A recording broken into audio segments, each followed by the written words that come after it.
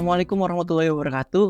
Waalaikumsalam warahmatullahi Halo sahabat wabarakatuh. Lensa Hitam, kembali lagi di channel Lensa Hitam. Pertama-tama kita puji syukur dulu kepada Allah Subhanahu wa taala karena telah memberikan rahmat dan karunia kepada kita.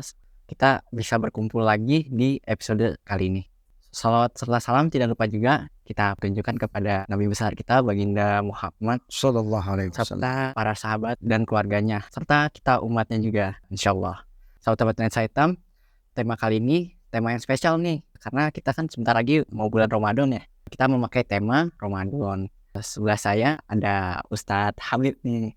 Ya, assalamualaikum Ustadz. Waalaikumsalam warahmatullahi wabarakatuh. Sehat Mas Habib? Sehat. Alhamdulillah. Ya, Ustadz, kan kita temanya Ramadan ya. Iya, baik. Kira-kira apa sih itu hakikat Ramadan, Ustadz? Assalamualaikum warahmatullahi wabarakatuh.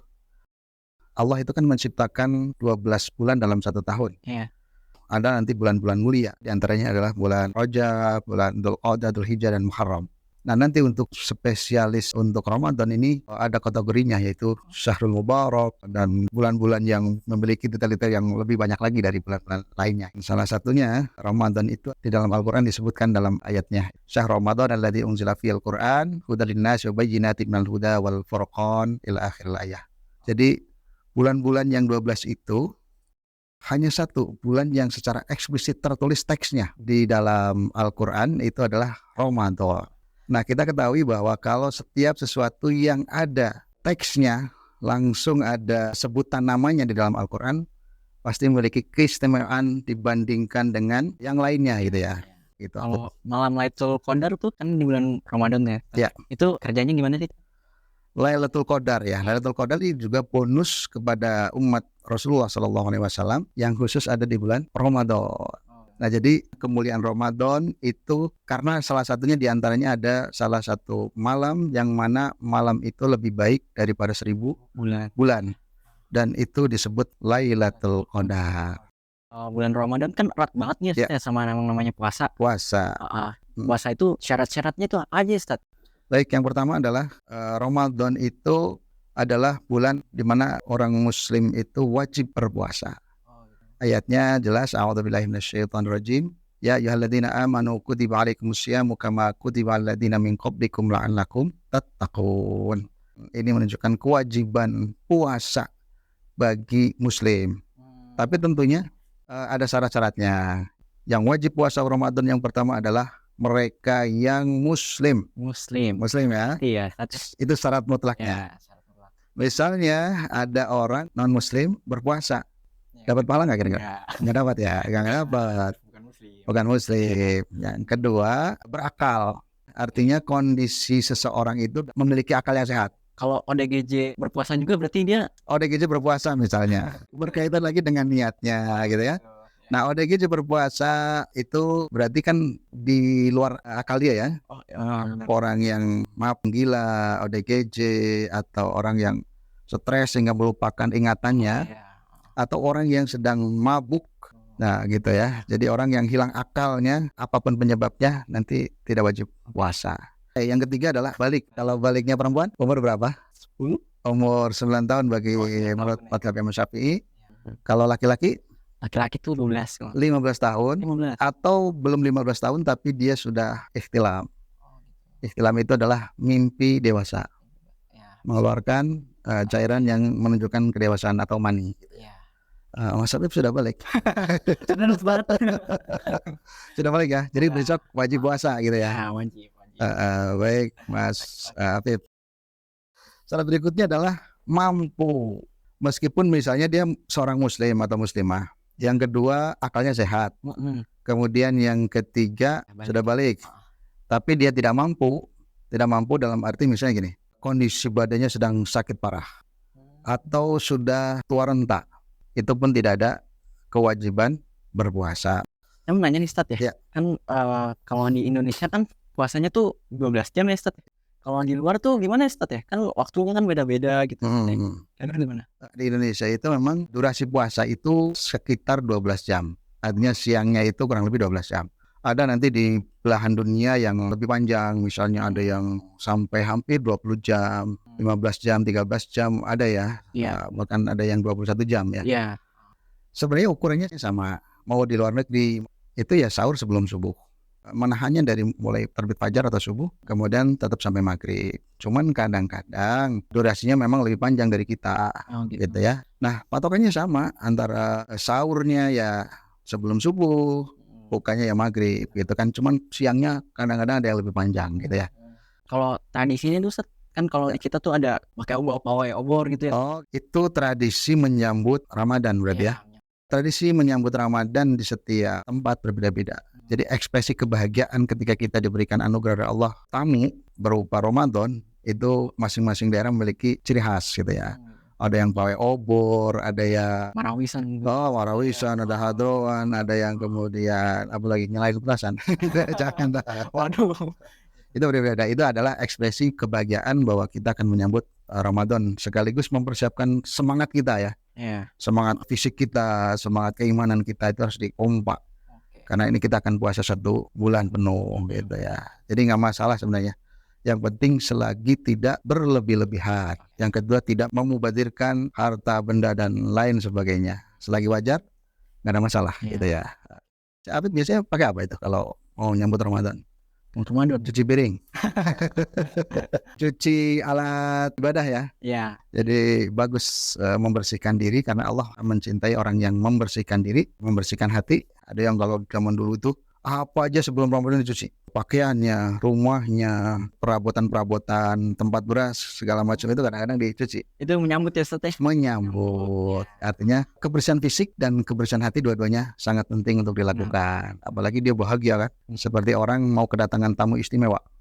Ya Rafid, rumahnya mau kedatangan tamu istimewa. Tamu yang dianggap penting, tamu yang diagungkan. Oh ini orang terhormat deh, mau datang. Jauh-jauh hari sebelumnya sudah siap-siap kan? Ya. Bersih-bersih rumahnya, halaman rumah, terus bikin kue, makanan dan lain-lain kan? Benar. Terus ada apa kira-kira nih kesukaan si tamu ini? Begitu juga ketika kita akan berjumpa dengan Ramadan. Ini satu yang istimewa bagi kita umat Rasulullah SAW. Berarti kita pun harus menyambutnya dengan persiapan yang matang. Apa kira-kira persiapannya? Persiapannya bikin Ya. kue gitu. Oh, bikin kue. Persiapan, satu persiapan fisik tentu ya, biar fit kita boleh. Yang kedua persiapan iman yang jelas persiapan iman kita harus kuat. Oke, iman. Karena Rasulullah SAW bersabda, "Man shoma Ramadanan imanan wahtisaban, ghufira lahu ma taqaddama min dzambih." Orang siapa yang puasa Ramadan karena iman dan mengharap ridho Allah, ikhlas karena Allah, maka dosa-dosanya yang lalu diampuni oleh Allah. Nah, jadi persiapan fisik, iman itu sangat penting. Jangan sampai iman kita turun. Kadang-kadang tersulut ya baru kemarin Ramadan sekarang udah datang lagi. Ada yang kesana begitu ya. Waduh. Kok cepet amat sih Ramadan? Nah gitu kan suka ada yang gitu ya. Ya. Gitu. Padahal kan di bulan Ramadan harus banyak-banyakin ibadah. Betul. Yaitu persiapan fisik, persiapan mental, persiapan iman itu Pak sangat penting. Dan yang tidak kalah penting adalah persiapan ilmu. Ilmu apa? Ilmunya puasa. Minimal ilmunya puasa. Perbaiki wudhu kita, sholat kita, terus hal-hal yang membatalkan puasa, jangan sampai lupa ini, jangan sampai nggak paham, nanti puasa kita jadi nggak sah. Ada syaratnya, ada rukunnya, ada hal-hal yang membatalkan puasa, itu perlu kita siapkan ilmu itu. Ngaji di majelis taklim, ngaji di sekolah, di madrasah, di masjid, itu sangat penting, persiapan ilmu. Iya, persiapan ilmu. Kemudian persiapan apa lagi? Amal ibadah yang banyak. Amal ibadah. Iya. Amal ibadah itu ada 2 macam, ada yang sunnah, ada yang wajib. Wajib dulu lah, yang wajib dulu, baru tambah-tambah yang sunnah. Apa biasanya? Yang sunnah itu kan kayak taraweh tuh ya. Oh taraweh. Iya, taraweh. Terus baca Al-Quran, sedekah, ngasih tajil, rumah mertua. Belum punya. Belum punya. Persiapan. Yang tidak kalah pentingnya adalah mempersiapkan yang wajib. Kadang-kadang karena puasa, sholatnya. Oh iya. Puasanya sudah bagus mau puasa. Tapi kadang-kadang 5 waktunya bolong-bolong. Jangan sampai kita melakukan kewajiban yang satu, kewajiban yang lainnya tidak terpenuhi atau diabaikan. Ini problem kita, khususnya anak muda nih, itu kadang-kadang semangat puasanya bagus, tarawihnya bagus, baca Al-Qur'annya bagus, tadarus dan sedekah, ngasih tajil bagus. Tapi kadang-kadang lupa 5 waktunya tidak dijaga gitu ya. Yang wajib kan sholat ya Ustaz. Yang wajib sholat dan puasanya wajib. Nah yang lain-lain adalah amalan. Karena pahalanya itu kalau pahala wajib di bulan Ramadan dilipat gandakan menjadi berapa? 70 kali lipat. Nah, kemudian yang sunnahnya itu disetarakan dengan pahala wajib. Jadi pahalanya setara, meningkat menjadi pahala wajib. Ustaz, kalau berbuka puasa tuh kira-kira sunnahnya dari Rasulullah tuh apa aja sih, Ustaz? Itu dalam hadis-hadis yang masyhur itu adalah sesuatu atau makanan yang manis. Yang manis. Yang manis, karena kita satu hari kan energi kita terkuras. Rasulullah saat menganjurkan ketika berbuka puasa adalah kurma. Kurma. Yang ganjil ya, 1 butir kurma bagus, 3 butir bagus, 5 bagus, 7 bagus, 11 bagus. Oke. 1 butir, jangan 1 keranjang. Kebanyakan. Atau kalau di Indonesia misalnya lagi nggak punya, ganti aja dengan sesuatu yang manis. Misalnya teh manis. Teh manis. Atau yang bagus juga, madu. Wah. Ngomong soal madu. Ya, Kita punya madu juga nih. punya madu. Madu Ya. hitam nih. Ada 3 varian nih, Ustaz ya. 3 varian. Iya. Kalian bisa lihat selengkapnya di video ini.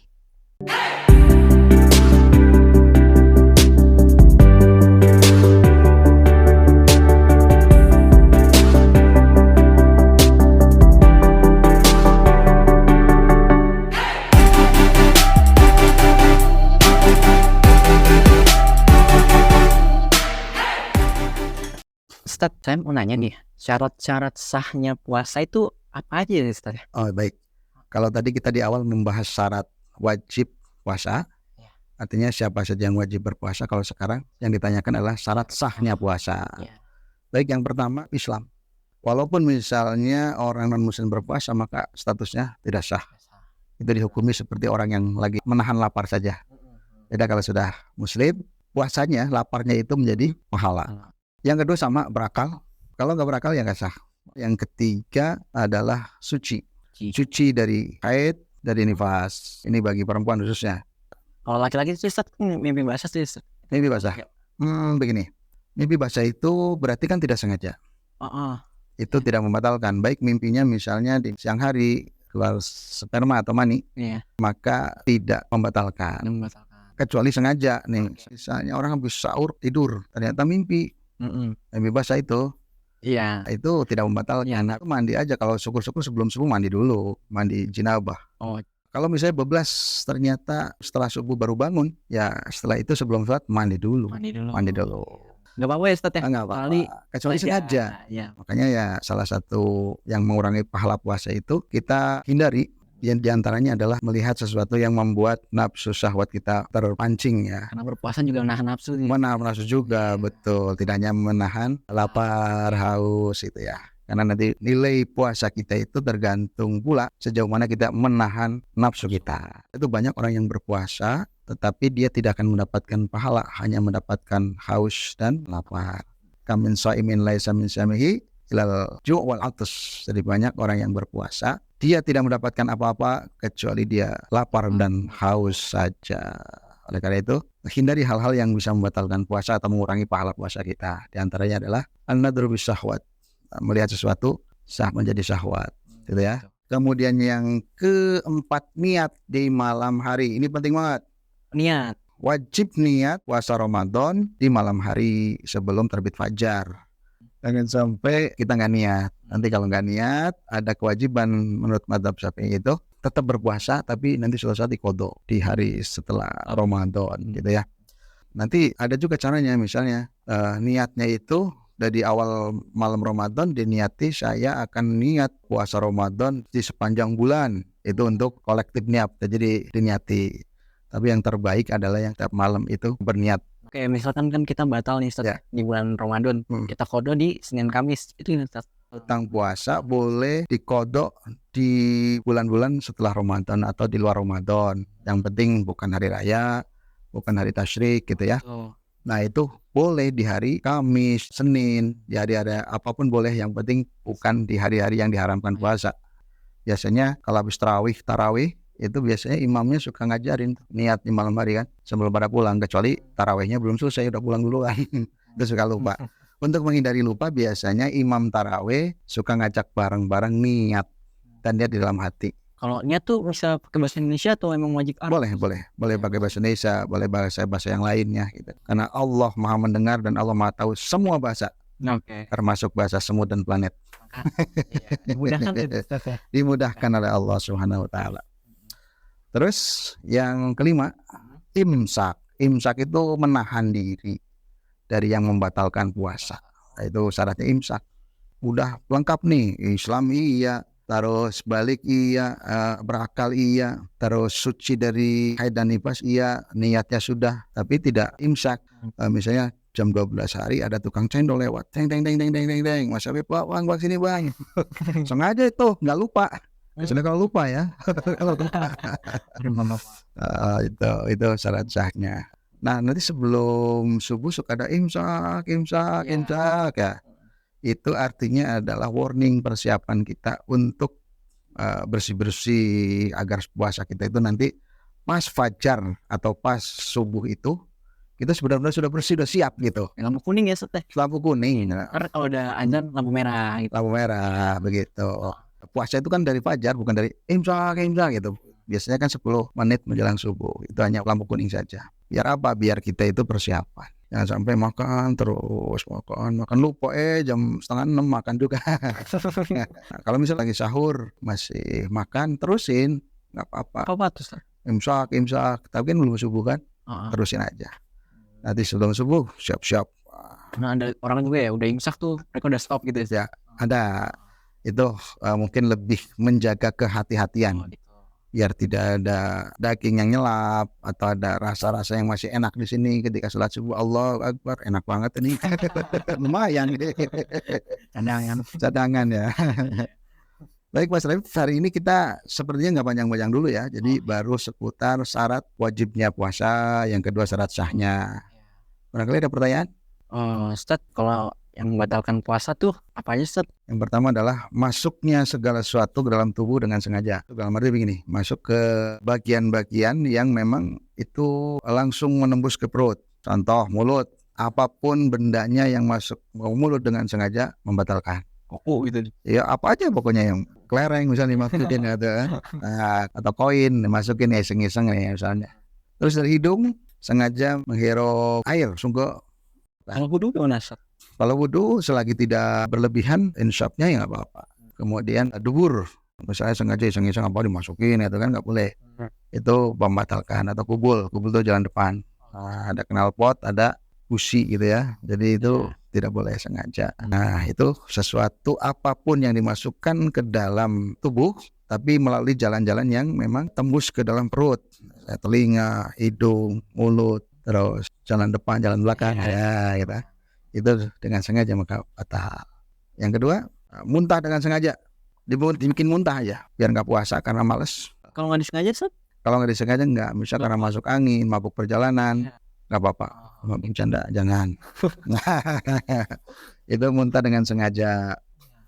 Berikutnya adalah melakukan hubungan intim dengan sengaja. Kalau melakukan hubungan suami istri lagi puasa, nggak boleh itu. Menahan nafsu ya. Nafsu. Itu nanti kafaratnya itu suruh puasa 2 bulan berturut-turut. Jadi pokoknya stop dulu lah di siang hari bulan Ramadan. Nanti malam habis tarawih. Itu kalau suami istri, apalagi pengantin baru misalnya gitu kan.